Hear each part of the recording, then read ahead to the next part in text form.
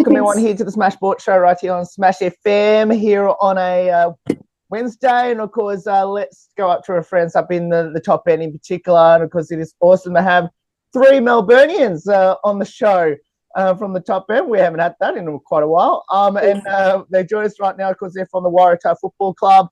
And of course, their Premier League season's already started. I think there's about 3 weeks in now of the season, and they join us right now before training tonight. Thanks, all you for joining us. Yeah, thanks for having us. Pleasure to be here. No worries. Well, I'll get the three to introduce yourselves, and obviously, what position do the three play in now this season on the field? My name's Jamila. I primarily play in the back line, usually centre half back or full back, though I like to think I could play anywhere. Usually the back line is where I live. My name's Abby. I also play in the back line, and I just wherever the coach tells me where to go. My name's Maddie, and I play on the wing and on ball. How's the start of the season going for the Tars? Oh, I think it's we've come off a bit hotter than we did last season. We have 1 win, 2 losses at the moment.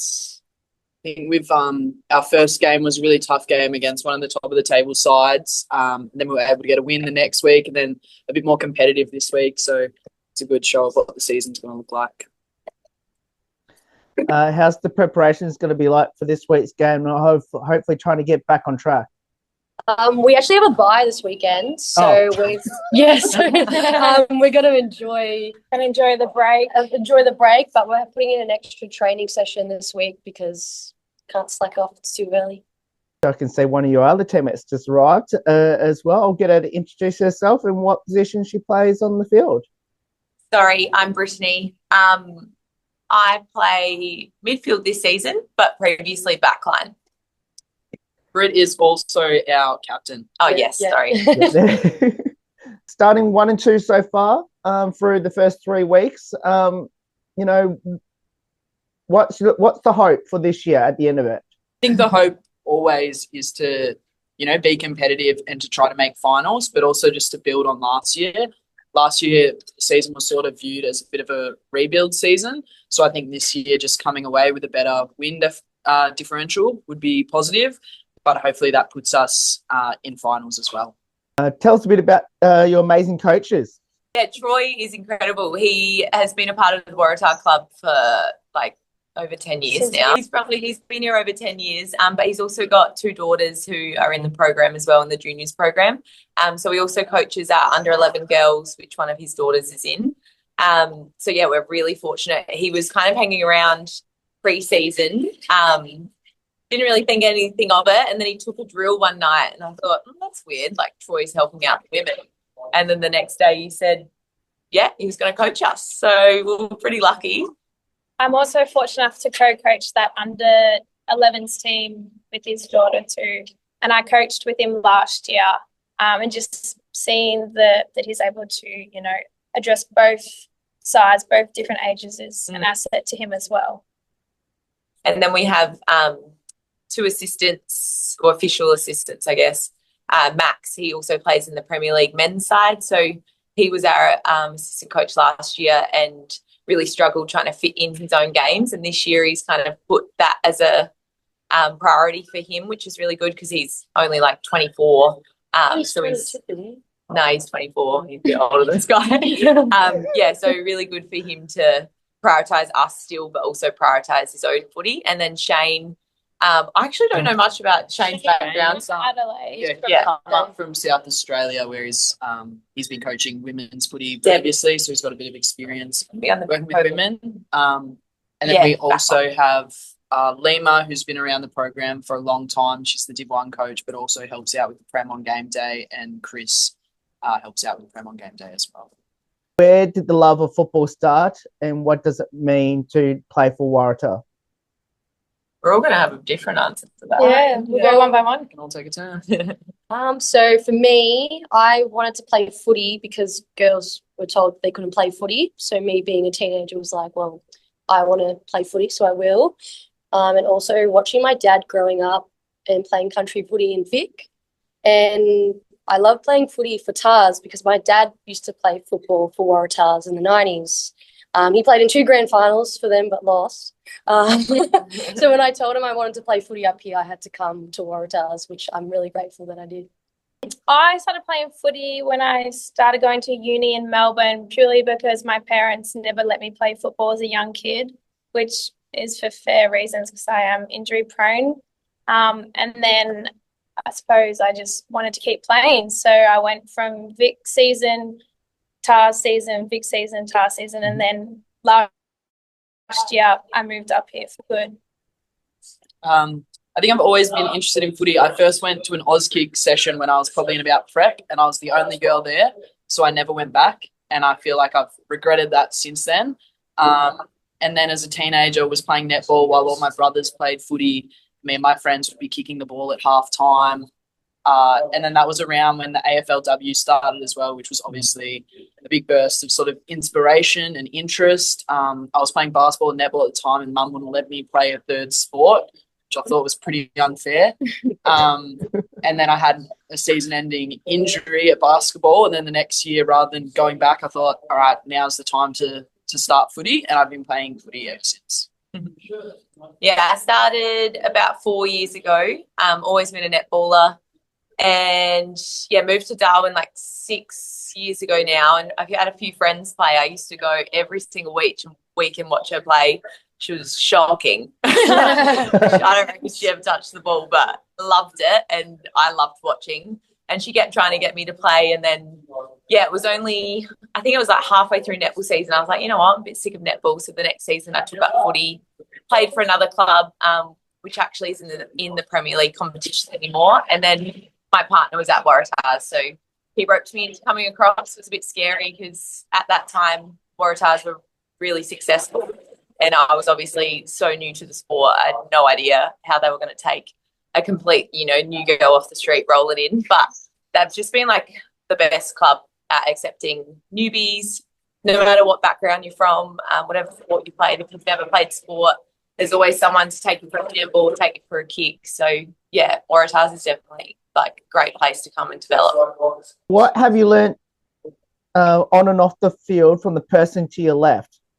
For me, for Jamila, you're a really great teammate, and you always got my back. You also got my back off the field too. Whenever I needed a shoulder to lean on, you're always there for me. Nice. It's cute. Say something nice about me. Let me think. No, I admire Abby's resilience, and also, like she said before, she came up here to a new club to play at TARS and just slotted straight in, and she really fits the mold of our culture that we've fostered here. Obviously Britta being our captain, I think we're both sort of leaders in the team, but we both operate quite differently. But Britta's always kind of the ultimate professional in the way she plays and recovers and trains, but also in the way she conducts herself kind of within the group and socially. And I think that's sort of the reason she's ended up in that spot, and she's always kind of got the team at heart and putting the team first. And I think that also reflects her sort of off-field personality, that she kind of has a similar vibe where she's looking after people, but always like, I guess, trying to do the right thing and trying to work hard. And I think on the field, she's just got a real grunt to her. Like she runs really hard, and sometimes I watch and I'm like, I just, can't run like that. And she really has a sort of a never say die attitude, chasing down big girls or very determined to win. Thanks. That's so nice. I'll talk about MJ because she's on my left, so we roll around. I don't know if MJ's pretty little. I don't know if you know how tall she is. She's tiny. Wants to be down south. Oh, that's right. So she's tiny, but her bulldog energy on the field, I feel like that's something that I do really think about when I'm in the midfield, because I don't have that instinct, that natural instinct to kind of get in there and have a bit of grunt. I do have to actually think about it. But watching MJ play, she's always injured. She doesn't really care. So I think that, and then I think that also translates into off the field as well. She's, sticks up for herself, sticks up for the people that she cares about, and she's just always around. Like, she's part of the committee this year. She's been coaching. Only just recently moved up full time, but even before she was here full time, she was a massive part of the club. Like, everyone knew who she was. I knew you and I didn't even meet you. Yeah. Like, you're with them, Jane. So yeah, I think that definitely shows who she is. Even if she can't play, she's still around doing something for the club. Captain, I need to ask you this. I guess how special to have 3 Melburnians on the team, unless you're Melburnian as well. No, I'm South Australian. Oh. But my partner is, so I have to like the Victorians a little bit, I guess.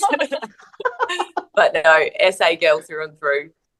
I'll die on the hill saying Adelaide's the best city. Behind Darwin. Yeah. But I do really think like the experience and knowledge that these these 3 girls plus all the other girls that have come from Victoria have through the AFL space. Like, it's incredible. Like, I don't know many people in SA that play footy. The majority of SA people that I know all live here now and play footy here, but like my friends back home, no one plays footy. It's so foreign to have women playing that. Like, I just don't really hang around. I don't know, it's weird. My friendship group is very different in Darwin. But yeah, so I feel like the big girls bring so much knowledge. Like, we're so lucky to have them come here. So hopefully they keep bringing in their friends.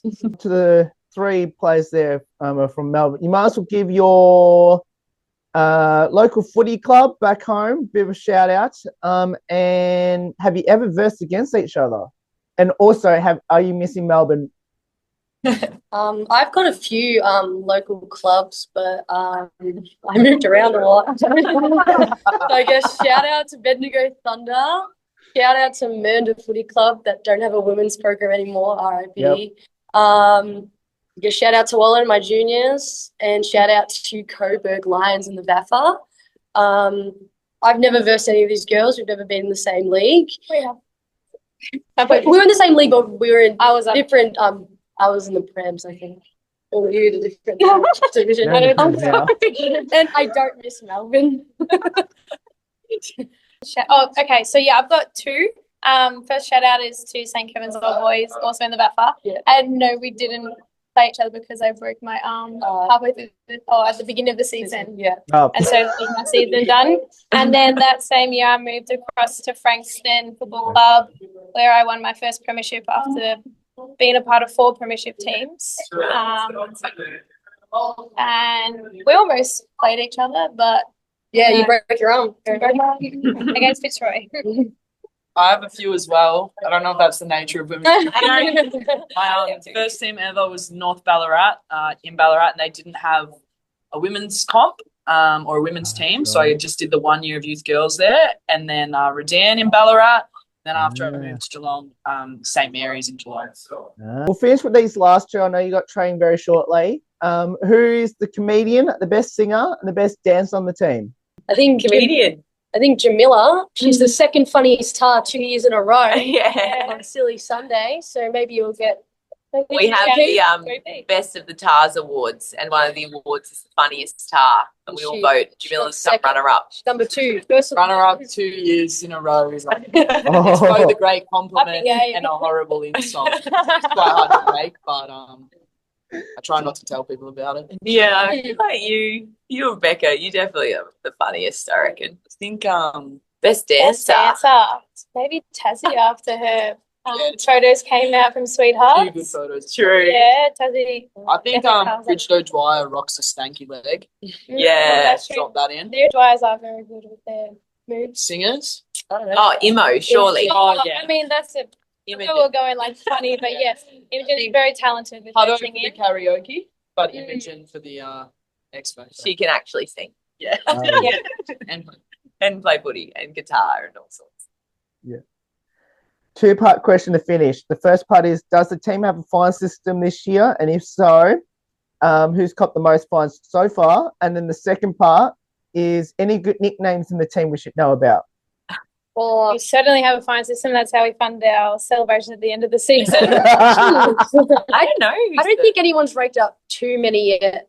think it's been I pretty. think by the end spread of out the season, across the board. MJ will be pretty high. Yeah. I'm not even playing at the moment. I broke my finger a week ago, so I'm out for 6 weeks. I've been calling a few girls opposite names. Like I've been swapping girls' names for some reason on the But they've field. been responding. They've been responding to me after the 5th time saying the wrong name. Yeah. I've actually. So I think I'm going to rack up a few. Matilda's nickname, or is that I mean, it's pre-recorded. We can just cut it out. So Yeah, same as nickname. yeah, there's one girl, Matilda, which I don't know if Matilda or whatever, but it's Tilde, so it's changed to Dildo or Tildo now. It's a PG version. Another girl though, she's a vice captain who's actually not playing this year. Madeline Jeans, but we all call her Franny, and I actually didn't know her name wasn't Francis for a really long time. I think it's her middle name. that's a bit. Yeah, it is. But do you know what? I reckon we used that in the last interview I did with you up here. We also mentioned Franny's nickname was the funniest. Yes. I didn't know her name was Maddie, didn't know her last name was Jeans. I think there would be people on the team who don't know what Hutto's real name is. Yeah. For sure. Yeah, That's I her name. don't know her. Yeah. She's my housemate. Her name's Cardia. Yeah, random. Yeah. That's probably Or it. MJ. No one understands where MJ comes from. It's just Maddie Jr. because I was the 4th Maddie that joined the club. True. Ah. Inside knowledge. Yeah. So I've got to follow us. Okay, so considering you've got, I'm assuming you haven't got that many Maddies, or you still got the same amount of Maddies in the team. Oh, I think there's only 2 now. Yeah, What we lost Franny. 2. I just forget that. Franny. Yeah, I think there's actually only We're racking up the Lilies. Abby, Lilies, or Abby. Abby's. There's lots of Abby's now. Few Chloe's. None of us have nicknames. Lots of Chloe's. Yeah. Oh. Yeah. Like 3 or 4 Abby's and Chloe's. Wow. Yeah. Abby Hensler's tits out Abby sometimes. Oh yeah, that's They all true. go, yes, that's a. Maybe. Sometimes people try and call me Addo, but it hasn't really stuck. Yeah. Abby Adams. Abby Adams. Yeah, same actually. Chloe Lane. Few double names. Yeah. Uh-huh. All right, we might check back on that later on in the season and see how those nicknames go with those multiple names then that you have in your team. But all for you, thank you so much for getting up some of your time to join us before training tonight. Obviously, best of luck for the rest of the season. We'll be cheering for you from down here in Melbourne, and hopefully all goes well for the Tars. And can't wait to hopefully see you back in the finals again. Hopefully in about February, March next year. Yeah. Fingers crossed. Yeah. Thanks, Will. Go Tars. Thank you. Go Tars. Thanks for having us. Thanks. No worries. And of course, if you want to, if you're going up to Darwin to check them out, of course, we'll put all the details up on their upcoming games in the next couple of weeks after their bye week. Next weekend. There's more on the Smash Sports Show right after this. Don't go away here on the 15th year celebration.